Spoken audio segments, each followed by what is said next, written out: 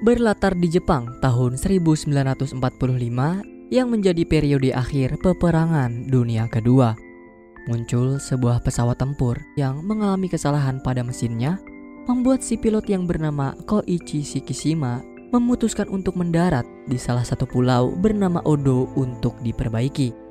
Sosaku, salah satu teknisi pesawat kenalan Koichi, mengakui kalau pesawat itu tidak mengalami kerusakan apapun, bahkan masih sangat baik untuk dibawa terbang kembali.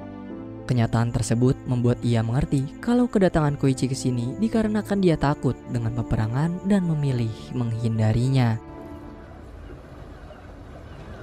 Malam harinya, terdengar suara sirine berbahaya berkumandang dengan begitu keras. Seluruh teknisi termasuk Koichi yang ada di Pulau Odo panik karena mereka tahu kalau ada sesuatu datang menghampiri pulau ini. Akan tetapi mereka bukan kedatangan pasukan lawan ataupun senjata besar, melainkan seekor Godzilla muncul dari dalam laut. Sosok makhluk reptil raksasa berkaki dua ini menghancurkan segala sesuatu yang ada di hadapannya. Koichi bersama para teknisi hanya bisa menghindari makhluk itu dengan bersembunyi di dalam parit. Koichi yang awalnya mau menghindari peperangan justru dipaksa oleh Sosaku untuk menyerang Godzilla menggunakan rudal dari pesawat tempurnya. Sayang, Koichi hanya bisa terdiam gemetar meski ia mendapat kesempatan untuk menembak. Hal tersebut pun membuat para teknisi yang semakin ketakutan akhirnya menyerang Godzilla. Meski kita tahu ini semua tidak akan berdampak kepadanya.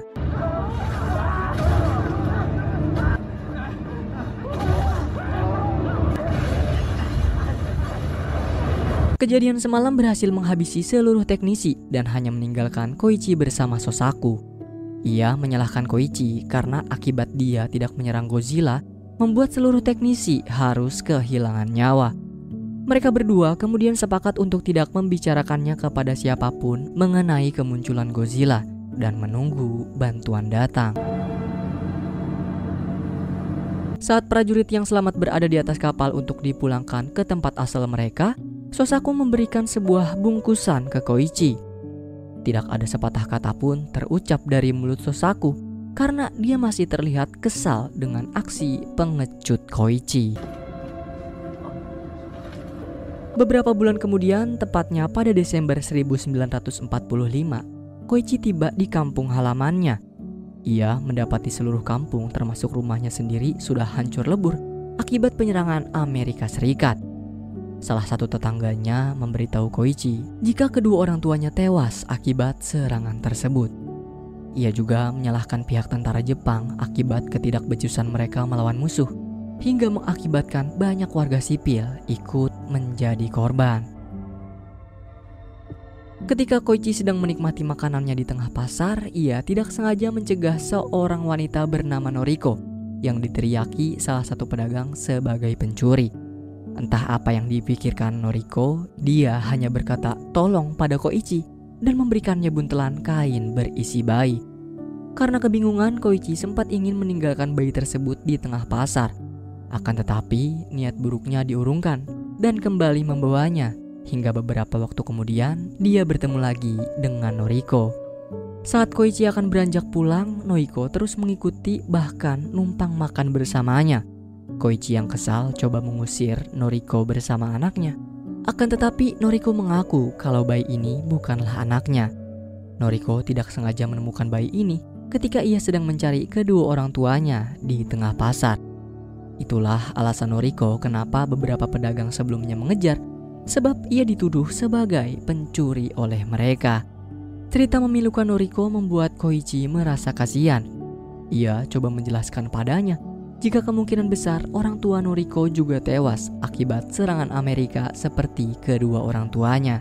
Untuk itu Noriko tidak perlu lagi mencari dan Koichi mengajak ia untuk tinggal bersamanya. Beberapa bulan kemudian, tepatnya pada bulan Maret 1996, Koichi baru pulang setelah mencari pekerjaan. Di sini terlihat kehidupannya bersama Noriko dan si bayi yang mereka namakan Akiko sudah seperti pasangan suami istri yang baru menikah. Koichi pun membawa kabar kalau dia baru saja mendapat pekerjaan dengan bayaran yang sangat mahal. Namun semua bayaran itu sepadan dengan pekerjaannya, yaitu membersihkan bekas ranjau laut. Dengan segala pertimbangan dan upaya agar bisa terus bertahan hidup, membuat mereka berdua tidak ada pilihan lain. Sesampainya di kapal, Koichi bertemu dengan 3 orang lain dengan tugas masing-masing. Mereka adalah Akitsushi, kapten kapal, Muzishima selaku awak kapal, Noda yang merupakan seorang pengembang senjata angkatan laut Jepang, dan Koichi yang bertugas sebagai penembak jitu kapal. Akitsu memiliki 1 kapal lain yang akan melakukan ekspedisi pencarian ranjau bersama mereka. Di antara 2 kapal tersebut sudah diikatkan seuntai tali dengan pisau untuk memotong ranjau laut agar keluar dari dalam.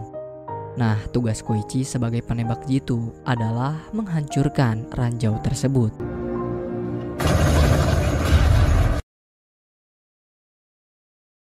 Meski sudah terhitung cukup lama, tetapi hingga saat ini Koichi masih terus memimpikan kejadian Godzilla yang menghabisi seluruh teknisi di Pulau Odo. Koichi bahkan sempat putus asa dan memilih untuk ikut mati bersama mereka. Waktu terus berjalan. Belajarlah dari masa lalu, kawan. Bersiaplah untuk masa depan. Jalani hari ini dengan upaya terbaik yang bisa kita berikan. Sebuah kutipan pendek yang bisa kita ambil dari Koichi, karena meski mentalnya sempat terganggu, ia berhasil melewati semua itu dan kembali bangkit.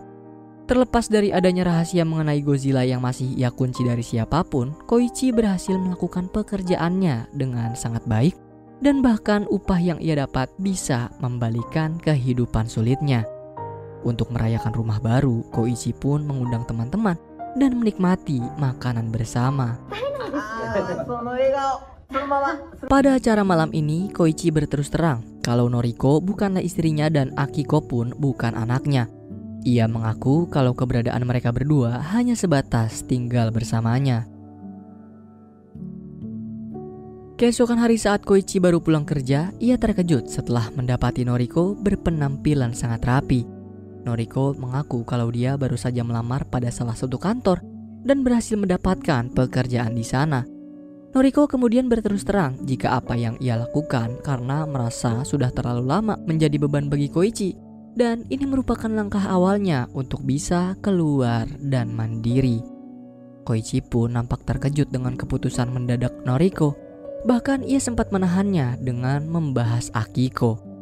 Akan tetapi Noriko sudah lebih dulu mengatasi hal tersebut dan menyewa tetangganya untuk membesarkan Akiko. 1 tahun kemudian, tiba-tiba tersebar sebuah berita yang mengabarkan mengenai kemunculan pergerakan aneh dari sesuatu yang tidak terduga di sekitaran Laut Amerika Serikat. Pergerakan tersebut diproyeksikan pada suatu jalur yang akan mencapai Kepulauan Jepang dalam beberapa minggu. Pihak Amerika Serikat pun sempat memperingatkan Jepang dan meminta maaf kepada mereka karena tidak bisa membantu disebabkan pihak Uni Soviet mencegah pergerakannya. Saat Koichi dan kawan-kawan sedang melakukan pekerjaan, tidak sengaja mereka mendapati sebuah bangkai kapal perang milik Amerika Serikat dengan bekas kehancuran yang tidak wajar. Bukan disebabkan oleh serangan Uni Soviet atau ledakan dari ranjau laut, kapal itu seolah-olah dikunyah oleh sosok raksasa mengerikan. Melihat tanda tersebut seketika membuat Koichi yakin kalau ini adalah ulah dari Godzilla. Dengan segala kemungkinan terburuk, Noda bergegas melaporkan hal tersebut ke pihak pemerintahan. Di waktu yang bersamaan, Koichi mendapati banyak ikan laut dalam yang naik ke permukaan, dan semua ini mengartikan kalau Godzilla akan muncul. Namun, daripada lari, Akitsu selaku kapten kapal memilih untuk melawan Godzilla dengan beberapa ranjau yang sudah mereka siapkan. Setelah melihat ukuran dan menyadari tidak ada kesempatan untuk menang, ujung-ujungnya Akitsu meminta Noda menyalakan mesin buat kabur. Dalam pelarian, Koichi berinisiatif menembakkan senjata ke arah Godzilla, selagi Noda dan Mizumitsu melempar ranjau ke dalam mulut Godzilla. Meski tangannya sempat gemetar, tetapi ia berhasil mengatasi hal tersebut.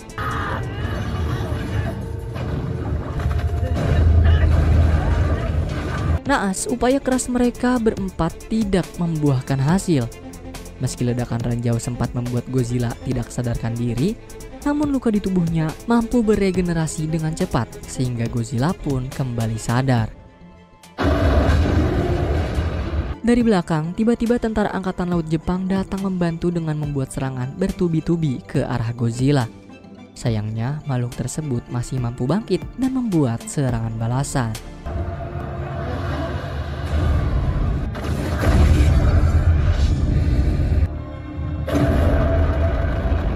Perlawanan barusan meninggalkan luka pada kepala Koichi. Mereka berhasil mendapat pertolongan dari udara dan membawanya ke rumah sakit. Setelah merasa baikan, Noda memberitahu Koichi jika mungkin saja Godzilla sedang menuju ke Tokyo. Mereka diperingatkan keras oleh pihak pemerintahan agar menjaga rahasia ini dan tidak membeberkannya kepada publik.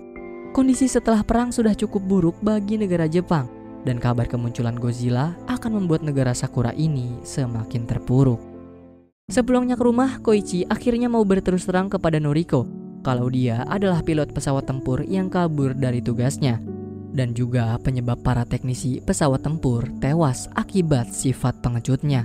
Bungkusan yang Sosaku berikan beberapa tahun lalu berisi foto para teknisi yang tewas pada malam itu. Koichi pun mengaku hingga malam ini ia masih terus memimpikan sosok mereka. Teror dalam mimpinya bahkan membuat Koichi sangat menyesal dan berharap untuk mati menyusul mereka. Di hari berikutnya, Godzilla kembali muncul melakukan penyerangan terhadap kapal patroli Jepang. Mereka sempat memberi kabar ke kapal angkatan laut yang sudah bersiap menyiapkan beberapa ranjau laut berukuran besar. Tetapi lagi-lagi itu semua tidak berefek apapun dan justru membuat Godzilla semakin marah. Alarm peringatan pun dibunyikan. Pihak keamanan setempat memberlakukan evakuasi ke masyarakat yang tinggal di dekat Tokyo.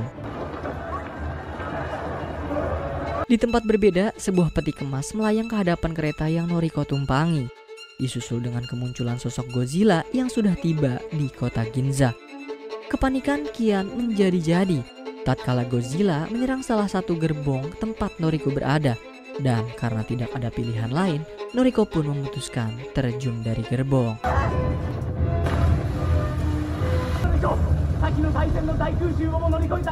Kehancuran di mana-mana. Godzilla tidak berhenti menginjak manusia yang ada di bawahnya dan memporak-porandakan apapun yang ada di hadapannya.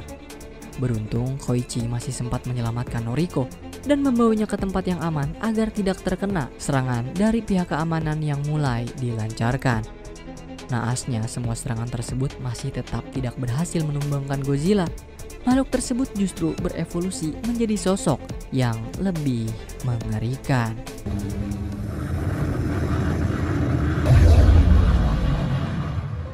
Efek ledakan dari serangan Godzilla berdampak sangat besar ke area di sekitarnya, menghembuskan angin yang mampu menghancurkan berbagai bangunan, termasuk orang-orang yang berada di sana. Noriko berhasil mendorong Koichi hingga menyelamatkannya. Tidak ada yang bisa Koichi lakukan. Lagi dan lagi dia berhasil selamat dan hidup di antara orang-orang yang telah mati. Jumlah korban ditetapkan lebih dari 3.000. Lebih dari 20.000 bangunan hancur dan proses pemulihan tidak bisa dikerjakan akibat resiko radiasi serangan Godzilla yang menghambat. Rasa bersalah akibat kepergian orang-orang terdekat kembali menghantui pikiran Koichi. Ia merasa telah dikutuk oleh korban sebelumnya dan mengakibatkan Noriko harus mati. Melihat keterpurukannya, Noda memberitahu Koichi jika saat ini pihak pemerintah sedang menyusun rencana untuk mengalahkan Godzilla. Noda meminta Koichi ikut serta dalam pertemuan tersebut. Setibanya di lokasi, kapten kapal angkatan laut mengajak para tentara, veteran, serta warga sipil untuk berjuang bersama, menaiki kapal perang laut yang sudah disiapkan dan menghadapi Godzilla secara langsung. Banyak masyarakat yang protes dengan ide nekat sang kapten. Noda kemudian menenangkan kericuhan dengan mengutarakan idenya kalau ia berhasil membuat sebuah gelembung freon yang bisa menenggelamkan Godzilla ke dasar laut. Gelembung freon akan mencegah berbagai macam hal agar tidak mengalami kontak dengan air laut, dan freon juga diyakini bisa menjebak Godzilla hingga menenggelamnya ke dasar laut. Palung Sagami merupakan laut paling dalam mencapai lebih dari 1.500 meter. Rencananya Godzilla akan dipancing menuju palung tersebut dan dijebak ke dalam gelembung freon. Semakin dalam Godzilla tenggelam, tekanan laut akan menghancurkan seluruh tubuhnya. Setelah penjelasan dan pertimbangan yang cukup lama, pada akhirnya seluruh masyarakat menerima dan bersedia ikut dalam rencana Noda. Malamnya, Koichi dan kawan-kawan kembali membahas rencana tadi. Koichi tiba-tiba meminta pada Noda agar mau mencarikannya pesawat tempur dalam pelaksanaan rencana tersebut. Koichi berencana membuat Godzilla mengamuk dengan menembakinya dan memancingnya ke Teluk Sagami. Noda pun menerima kemauan Koichi dan ia segera menghubungi pihak tentara angkatan udara demi mendapatkan pesawat tempur. Akan tetapi pihak angkatan udara hanya bisa memberikan 1 pesawat tempur dengan kondisi rusak. Setelah masa peperangan kemarin, negara Jepang hanya memiliki beberapa mekanik yang ahli tentang mesin pesawat tempur. Kenyataan tersebut membuat Koichi teringat dengan Sosaku yang sudah pasti bisa memperbaikinya. Tapi masalahnya cuy, Sosaku mau apa enggak nih? Dan nyari tuh bocah di mana kira-kira? Beberapa hari kemudian Koichi kedatangan orang yang ia cari selama ini. Sosaku mengaku jika ia sengaja menyembunyikan diri dan menjauhi segala sesuatu mengenai pemerintah, terutama Godzilla. Namun karena surat yang sebelumnya selalu ditulis Koichi membuat Sosaku muak hingga ia memutuskan untuk menemuinya. Dendam yang masih tertahan di hati Sosaku membuat ia hampir menghabisi Koichi. Namun Koichi berhasil membujuk Sosaku dengan memintanya membenarkan pesawat tempur agar Koichi bisa membayar kesalahan lamanya sekaligus membalaskan dendam mendiang teman-teman Sosaku. Sementara di sisi lain, Noda ikut mempersiapkan kapal tempur yang akan dijadikan sebagai pengikat gelembung Godzilla. Di waktu yang bersamaan itu juga, ia mendapat laporan dari pihak BMKG jika ada sebuah pergerakan dari bagian laut lain menuju Palung Sagami. Tidak ingin menyia-nyiakan kesempatan ini, Noda pun meminta semua orang agar bersiap. Keesokan harinya, Sosaku bersama 2 temannya berhasil menyelesaikan pesawat tempur dengan sangat cepat. Ia juga menambahkan beberapa rudal dan membuat senjata mesin. Rupanya Koichi dan Sosaku sudah membuat kesepakatan sebelumnya. Koichi meminta Sosaku memasukkan rudal ke dalam moncong pesawat karena ia berencana akan melakukan bunuh diri di dalam mulut Godzilla. Semua yang Koichi lakukan semata-mata bukan hanya untuk membalas dendam, melainkan melindungi masa depan Akiko, bocah perempuan yang sudah ia anggap sebagai anaknya sendiri. Beruntungnya Sosaku sudah menyiapkan mekanisme kursi pelontar untuk Koichi karena sudah cukup baginya melihat kematian banyak orang. Di tengah persiapan, tiba-tiba Godzilla muncul di Palung Sagami dan melontarkan salah satu kapal. Kemunculan Godzilla membuat Koichi langsung terbang. Ia melapor pada Noda yang kala ini juga telah berlayar, akan mengalihkan perhatian Godzilla dan memancingnya kembali ke laut menuju Palung Sagami. Kemampuan Koichi sebagai pilot bukan kaleng-kaleng. Dia berhasil menghindari setiap serangan Godzilla dan memancingnya kembali ke laut. Kini giliran tim kapal. Noda memberi aba-aba dengan membuat formasi untuk mengepung Godzilla di dalam gelembung freon. Akan tetapi, semua rencana mereka gagal ketika mendapati Godzilla sudah lebih dulu tiba dan menembakkan sinar dari dalam mulutnya hingga menghancurkan beberapa kapal.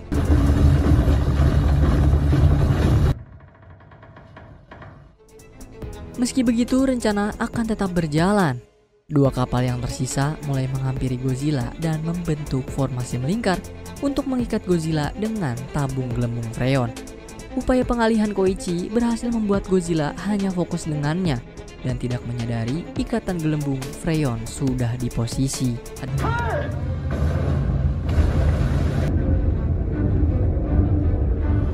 Godzilla berhasil ditenggelamkan hingga kedalaman lebih dari 1.500 meter. Tubuhnya seketika membeku bersamaan dengan tabung yang sudah kehabisan gelembung.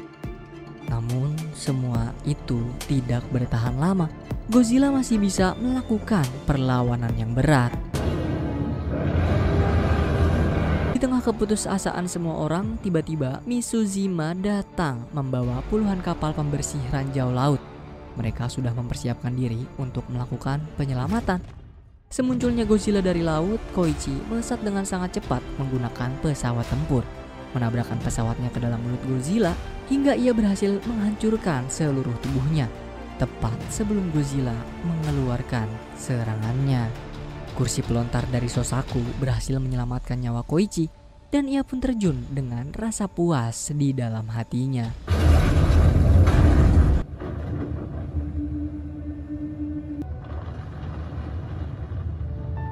Pada akhirnya, Godzilla berhasil seutuhnya dihancurkan. Semua orang menaruh rasa hormat pada Koichi karena berkat upayanya pengorbanan mereka tidak sia-sia. Ini semua demi masa depan generasi selanjutnya, masa depan anak cucu kita, juga masa depan Nusantara. Masa depan seseorang memang tidak bisa ditebak dan selalu menjadi misteri.